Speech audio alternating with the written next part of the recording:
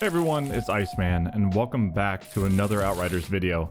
This time I'm not getting into any type of build, theory crafting, anything like we've done previously, but I wanted to just chat about the state of the game, where things have gone since the release of the game, and what my suggestions could be for the game going forward, because I think there's a lot of potential for the game.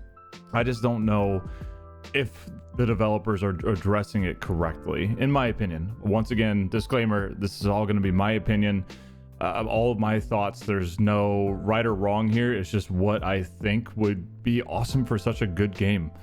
The last few weeks we've witnessed Outriders go from a game that originally had no intention to be a live service game into kind of a hybrid of a live service game where they started nerfing things, they started buffing things, they started making bug fixes. And while that's all well and good, we've seen a lot of things break as they're trying to fix other things, and they've just kind of gone down the rabbit hole of becoming a bit of a live service game without intending to be. What I think Square Enix and People Can Fly could really do is take a step back and just look at how Diablo has modeled things. I know I'm not the first person to compare Outriders to a Diablo in terms of in-game and just kind of the game overall, but I think there's a lot of great lessons learned in Diablo 3 specifically is what I'm talking about, that could make Outriders a wonderful game that lasts a very, very long time. Diablo is still around and is still relevant and people still play it for a reason, and that's because of the replayability and the in-game that they've put in. Outriders has done a wonderful job of putting in all kinds of different mods, gear to chase, different builds. You've seen a lot of content creators come out with YouTube videos that have all kinds of cool builds and things that work in the in-game, and their characters function very differently. A Pyromancer is definitely not the same as a Devastator, and there's just so much fun in the in-game. But what, after playing a long time, and what we've kind of run into is, once you have the gear and once you hit the end game and you get to that CT15, you're able to clear everything with golds constantly, then what? That's it.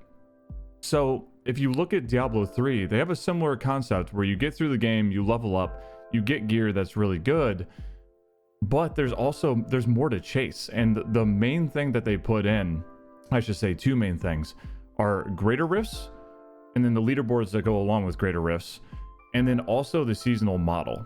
So first of all, let's start with greater rifts, and I really think that Outriders could take the maps that they have and make those kind of the maps that Diablo have, the tiles that they call them, and then they could add some procedural generation for enemies around the tiles that they already have.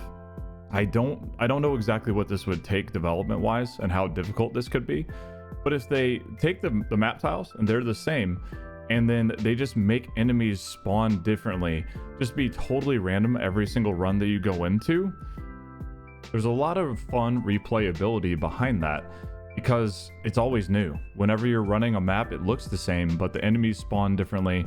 You don't know what to expect when you go in. So there's that, and then the leaderboards on top of it. So once you hit a certain tier of say CT15 and Outriders, that's it. It doesn't get more difficult. There's nothing to chase after that.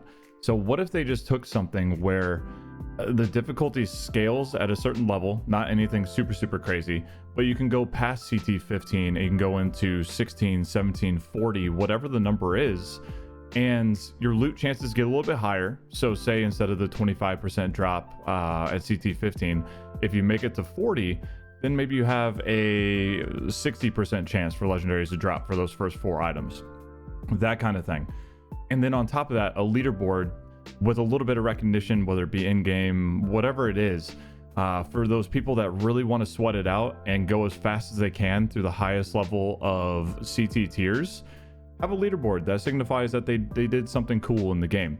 That's not much to add development wise, and it's something that keeps people chasing better loot, more min-maxed loot, and then once they have that min-maxed loot, it really depends on their skill level and their play, whether it be in solo, duos, or trios.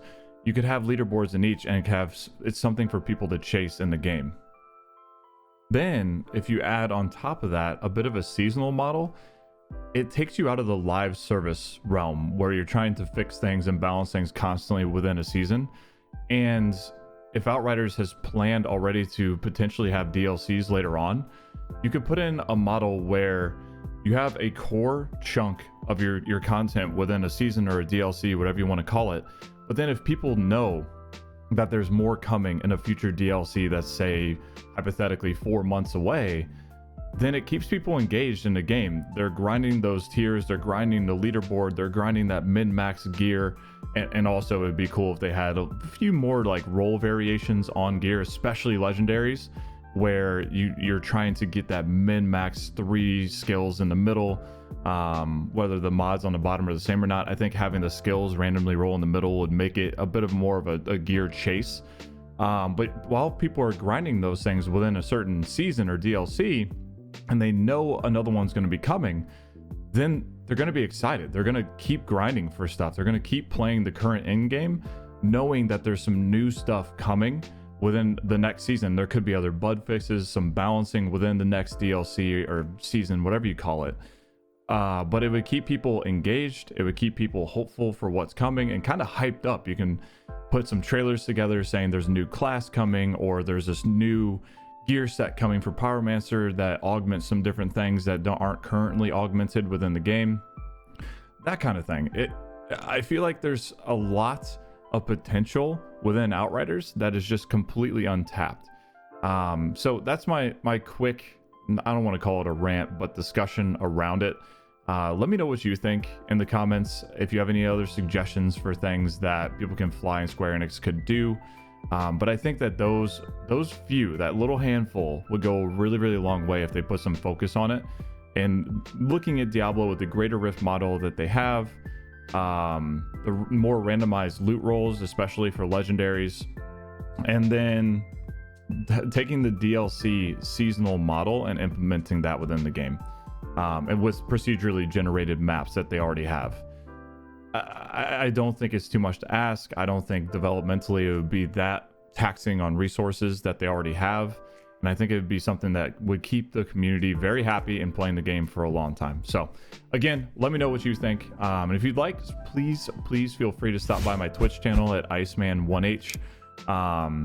We play Outriders. We play all kinds of different FPS RPG games. And like, we discuss a lot of things like this on the channel regularly. So we'd love to see you there. And if you like the video, please like, subscribe, comment what you think, your thoughts on this below. And I hope you guys have a wonderful week, and I'll catch you in the next one. Peace.